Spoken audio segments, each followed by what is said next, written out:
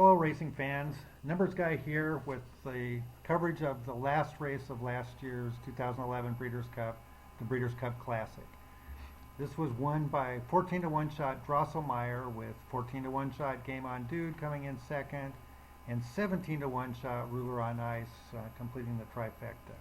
The horse I thought looked like she was going to run really well here, Havre de Grace, checked in fourth. The reason she did was she had just a beautiful pattern coming into the race. She just steadily improved throughout the year. 4.2 in March, 3.9 in April, and then continues on. 2.7, 2.2, all the way down to this 0.9. And these are small, steady improvements. Those are very, very strong. For whatever reason, she did not continue on the pattern. Still ran decent, ran fourth as the second favorite, but certainly disappointed me. I thought she would run much better. The winner, Drosselmeyer, comes off a little bit of an interesting pattern. Early in the year, he was running in the upper nines and the 10, and he improved a little bit in May and June to run in the upper sixes. I don't know what this was, turf, I guess maybe at least give him a shot on the turf, but I think it's a toss race, maybe just considered a glorified workout. And then he proceeded to run a really strong race, 4.8, closing strongly on the favorite flat out in that race. He just comes in, that's a nice looking pattern, a little bit unorthodox, but certainly nice looking pattern, and he just continued on to improve. Game On Dude, who ran very tough, was very unlucky to lose. Just had a nice, solid, forward-moving pattern. You can see back in April he ran a 4.3, and then he regressed 7.5, then improved again in October to run a 4.4, so he's on the move forward again. It's hard for me to tell if he's going to move forward off that 4.4 or just that is his peak. And it looks like it is his peak, or at least at that time.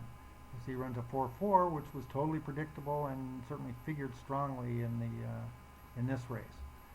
The other horse that was certainly under bet is Ruler on Ice. You can see back earlier in the year he was running in the 12s and 13s, not really that strong, and then he just slowly, steadily improved.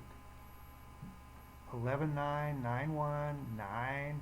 On down to, now this race right here was a big move forward. I'd be a little hesitant off such a big move like that, but they gave him quite a bit of time before the Breeders' Cup, and he continued to run well, ran third at 5.6. So very strong, certainly not out of the reason that you could have had this Breeders' Cup, because a couple of the favorites didn't really figure that well, flat out.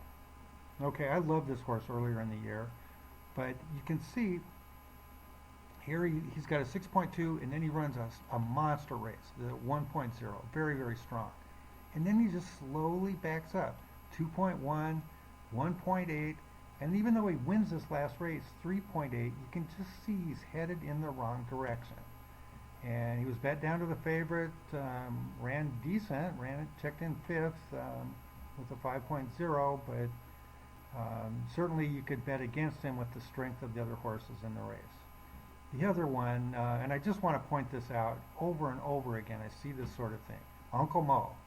Okay, after a long layoff, you know, he was the darling comeback horse last year and very strong horse. Runs a 5.4, and then he comes into a 1.4, and you think, wow, that is really, really strong in this race. The problem is that was at a flat mile. He had an easy lead.